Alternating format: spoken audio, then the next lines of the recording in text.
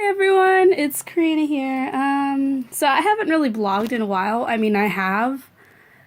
Well, no, I haven't. I have videos that I haven't published yet because I feel like they're not quite censored to the extent that I actually want them to be so that I don't get into any more legal or stupidity or school issues because I'm so over it and I'm just like, can you guys just leave me alone? If you guys don't like what I have to say, or if you don't approve of my posts or my photos or anything that I post, for one, you don't have to watch it. And for two, go to the police. Don't tell me. I don't care what you think. I don't care. I really don't care what you think. So go to the police if it bothers you so much, and they will resolve your issues because that's what they do. And that's not me. I'm not a police officer. So bye.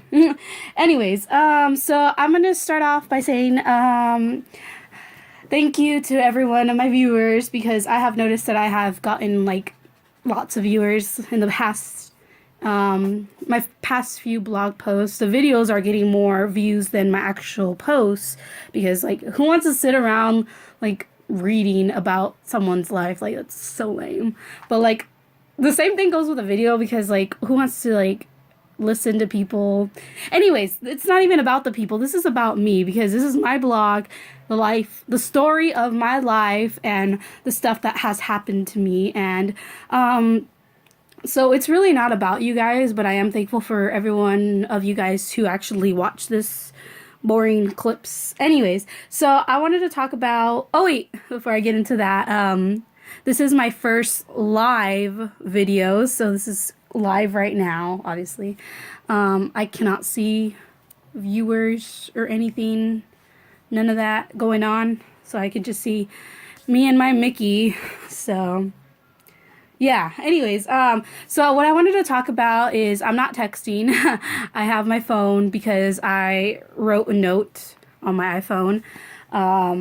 So I had a dream, maybe not yesterday, the day before. Well, I have dreams every day, but I had a dream specifically that was about a certain somebody who actually was just mentioned now, my ex-boyfriend. It's kind of weird, and it's kind of weird of me to be even talking about it. It's just that it was something more than a love story, I guess. It's just something that I thought it was so interesting, kind of like a movie scripture or something that, I don't know, something you would see in a movie or whatnot. So it's about my ex, Andrew, and speaking of him, I was just on Facebook, and one of our commandants actually like has live videos on Facebook. Like that's a thing now, so people go live on Facebook. And I actually been considering posting my blog not only on blogger.com and on YouTube, but on Facebook, like have a whole page for my blog. I don't know. Let me know what you think about it, about that idea. So yeah, my teacher or commandant or whatever was on live on Facebook and talking about Andrew like he does every day, which doesn't bother me. It's just that it's just so amazing that, you know, that was my ex-boyfriend who actually is so high up there and who has so much awards and so much ribbons. And it's really awesome to think that someone like that, you know, was once mine and is no longer mine. So it's kind of interesting. And and he does have a girlfriend right now, which I don't really care for because I don't really care for it.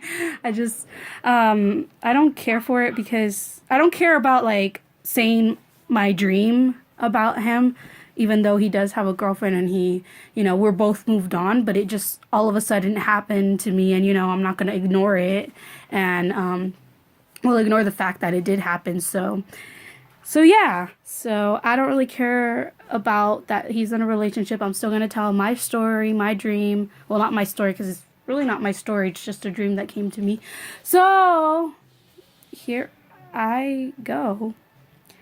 And this might be like written wrong or something because I woke up and I automatically typed all of this. I didn't even realize that I was like typing. And then after I was done typing this long, you can't even see it, but it's super long story, I automatically fell back asleep. And when I woke up and the last thing that was on my phone was this story, and I read through it, and I'm just like, okay.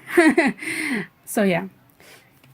Excuse me. Here I go. I was having a dream about being in Cadet Corps. In the Cadet Corps room while there was an earthquake, and I remember Andrew sat directly... I can't do this. Okay.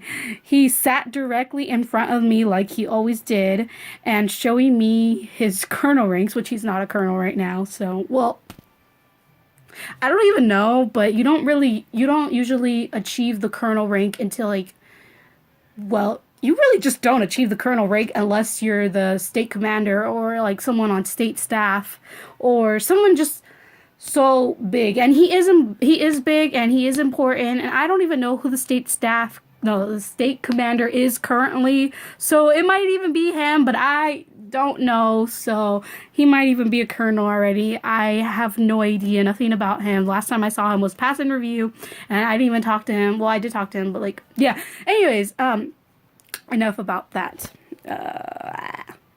Where was I? So he sat directly in front of me like he always did, and showing me his colonel ranks, and he was in uniform, but not all of us were in uniform like me. I was not. Isabella. Yes, my old friend Isabella from Theodore Vick Elementary, who is now at Adelanto High School. She's actually I think she's the head cheerleader or something. I don't know. She's pretty big in high school, so... Yeah, Isabella, an old friend from elementary, was sitting next to me. She's not in Cadet Corps, by the way. And Andrew's girlfriend wasn't in the room, but my boyfriend was... Not sure who my boyfriend was, but my boyfriend was in the room. Captain... You know, I'm not even going to say his name because I should be censored because he's not even a captain, but in my dream he was a captain. He's a major now. And if you're in Cadet Corps or you're not, you know who he is. I will not say his name. Sent me to go get some papers from the other room, and I went. And when I walked in, nobody was there. Apparently, the teachers were preparing to evacuate, so they all went to the other office across the school, because the school has 3 different, like, locations. Like, over here is, like, middle school, which is 6th grade to 8th grade, and way over here is 9 through 12, and across the train tracks is K through 5. So, they were actually all of them, since the main... Since the main building is at the elementary, so across the train tracks, everybody was over there. And so they were preparing to evacuate the school, but they didn't want to freak everyone out, even though they did. I was in the main office, but in the high school side, which nobody was in there.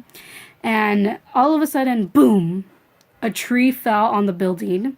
I was in there because wait, that doesn't even make sense, but an earthquake, an aftershock, and so that was an aftershock that hit, because the first earthquake was at the Cadet Corps room, and even though there was an earthquake, it wasn't that big. It was just, so my teacher just like, whatever, so go get the papers, and I'm like, okay, I'll go get the papers.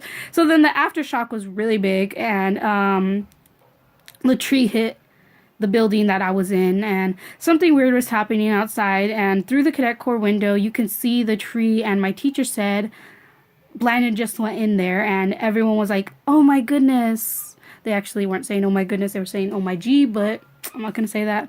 My boyfriend, quote quote, I still have no idea who he is or what he even looked like. Like, I remember from details of everything that happened, but I have no idea who my boyfriend is, so he's probably not even important, because yeah. My boyfriend ran to go in there and help me, and Captain Blank, censored, I need a censored button, told Andrew to go in there and save me as everyone was coming out of the classes to see what happened. All you see is the tree on top of the room, and everyone was in shock. Nobody wanted to go in, so everyone was scared. Andrew took Captain Blank. Why do I have to go in there? Her boyfriend already went, and Captain Blank... You know what? His name is Captain Blank for now on. Captain Blank said she doesn't love him, and it was like a moment of silence in the room, because it was quiet. Everyone was listening. And then Captain Blank, he needs a name. Captain Hoo-Ha. Captain Hoo-Ha says, she loves you, Andrew. And in his head, he said, I thought she moved on and didn't love me anymore. And then, so he just ran out of the room. What? And ran into the room where the tree was, as everyone said it wasn't safe enough to go in there. And he just yelled and said, Karina is in there and I can't lose her. And he ran inside, and my boyfriend was trying to help me, but my leg was caught under the tree and I was passed out. My boyfriend told Andrew I was wondering if you were going to show up. He told Andrew I was wondering if you were going to show up, and kind of like sarcastic or whatever. Andrew said, what do you mean? And then he said, you knew? Question mark, question mark. And my boyfriend said, I always knew that her heart only beat for you. This is so cheesy. I'm sorry, I didn't read it like after I saw that it was on my phone. So it's kind of funny, but okay. Said, I always knew that her heart only beat for you, and I was trying to help her realize it. Suddenly my boyfriend, I don't know how, but got me out of there and grabbed Andrew's hand and said, everything's going to be all right. Don't leave her. As my boyfriend faded away, well, I was still passed out. As my boyfriend faded away, he said, take care of her, to Andrew. Then realized, wait, she doesn't have a boyfriend. Who was he? In parentheses, it says, he was an angel just helping. I didn't have a boyfriend at all. Andrew was in shock, but he picked me up and he had his colonel rings in his hand, but he threw it and said, that doesn't matter anymore.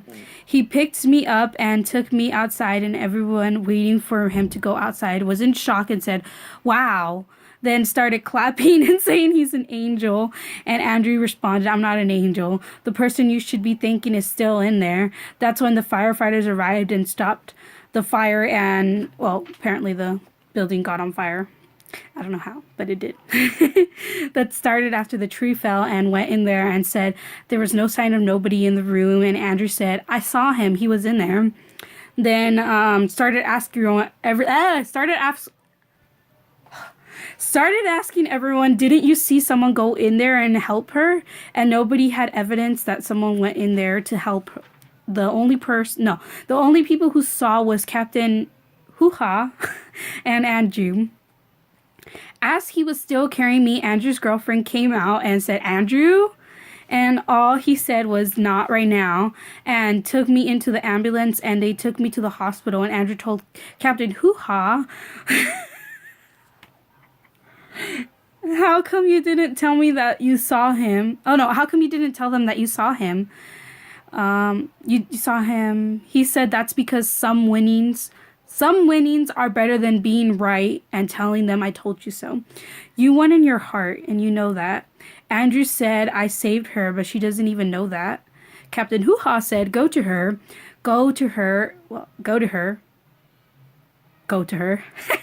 And he said, what about my girlfriend? Captain Hoo-Ha said, you can explain to her later. Then they both drove off to the hospital, and when they got there, Andrew was about to run to go find her. When he asked then who was the person we saw, Captain Hoo-Ha said it was an angel. Oh, what a silence. Andrew ran to the hospital bed where I was, and as he got there, I was passed out, and they were trying to give me CPR with an AED. And after being in a coma all day, they wondered if I would come back. As Andrew fell asleep through the night at 11:11, the nurse woke up because I was waking up, and he was by my side on the hospital bed, holding my hand as I opened my eyes, and said, Andrew, ? He said, Karina, I love you. What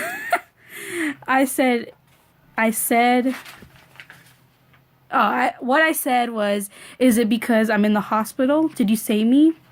Andrew, don't leave me.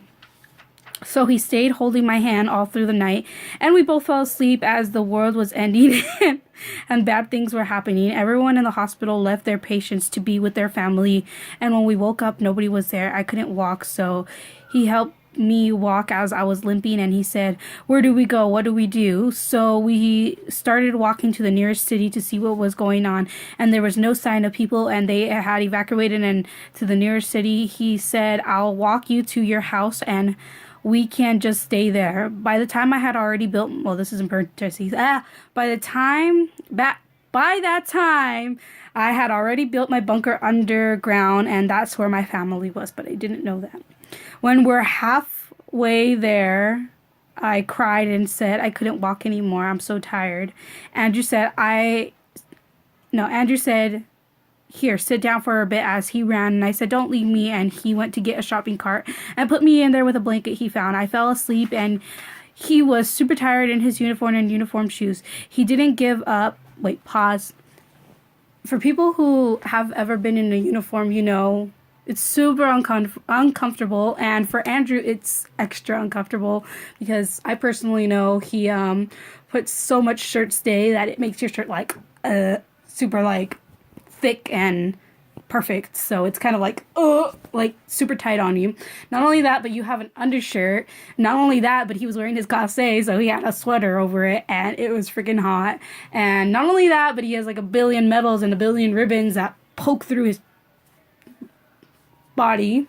And then he has socks and uncomfortable dress shoes that are only supposed to be used for parades and special occasions. And he has shirt stays. If you don't know what that is, you connect it to your socks to your shirt so that your shirt stays perfectly down and it looks good and flawless. And he actually wears 1, 2, 3, 4, I believe 4 to 6 shirt stays, which is super uncomfortable when you sit down, super uncomfortable when you walk. And this is how he was walking. Yep. He didn't give up. When we got there, he woke me up and said, "We are here." And I put the passcode to the house to unlock it, and nobody was in the house. I screamed, "Mom, John, where are you?" I started crying and said, "We need to go down to the bunker. We will be safe there. We will figure out something. Grab that bag," parenthesis, emergency backpack, and he pushed me to the backyard, and the dogs weren't there either. We opened the door of the bunker, and my brother pointed a gun at me because they said someone was coming, and they were scared but he's like, "Good thing it's you because I don't know how to work this." And Andrew took the gun, and everyone hugged me and said, "Andrew, you brought her all the way here. What were you two even together for? Thank you so much." My mom hugged him. They put me on the bed and locked the door as it was toxic outside. The dogs were in their room with water and food. Oh yeah, the dogs had their own room. and food. This doesn't make sense. It says, let me read it to you how it says. And food, clueless of what was going on. Oh, so and food, comma, clueless of what was going on. Gotcha. Well, it got me, not you. I fell asleep and Andrew took a shower and used some of the extra clothes we had in there. And my mom and John were in their rooms, and Andrew told me, "Karina, I'm sorry, but I was sleeping." Then eventually the world was ending officially, and we all gathered together and hugged each other. Then I hugged Andrew and said, "I love you too." Parentheses, because I didn't say it earlier when he told me first. Then the toxics came in, and we all passed to the other life. So that's that story. Not so story. That's the dream that I had. So, tell me what you think about it. To me, it's kind of weird. Like, now that we're talking about dreams, let me give you, just say one more thing before I say goodbye. So today the missionaries came, right? And missionaries of the Church of Jesus Christ of Latter-day Saints. They came, and so we were having a lesson outside, and John was telling them how he had a dream that he said something, I don't really remember what he said, but he said that the street was made out of gold, and both of the elders were staring at each other like, what? And it wasn't what, they didn't know what was going on, or they were confused, but they knew something and they weren't saying it. And so since they didn't say it as they went on to the lesson, I Googled it, and I put, I don't know if you can see it, but it says that you could see it. Street made out of gold. The first thing that popped up was Revelation 21:21. Let me read this real quick, if I can get it. Okay. It says, this is the New International Version. The 12 gates were 12 pearls, each gate made out of single pearl. The great street of the city was of gold, as pure as a transparent glass. And then I read that to the elders, and they were talking to us, because I didn't say Revelation 21:21.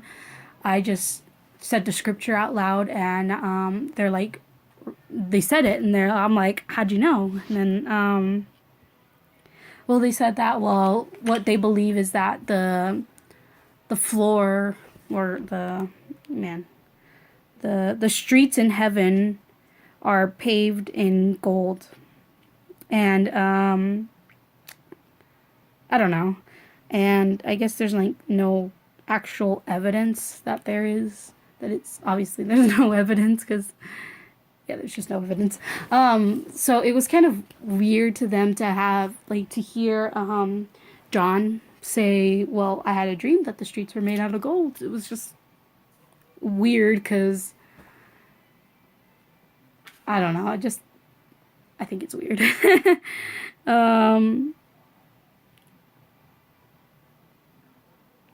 So yeah.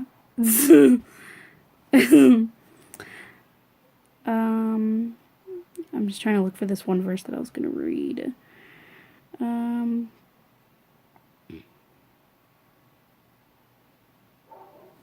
don't know. But yeah, that's what they believe, that the street will be made out of gold. So, thank you for watching, and thank you for listening to my dream, and also a little part of my brother's dream. And thank you for watching my blog, and this is my first live video, and it is now officially over. Thank you very much. Bye bye.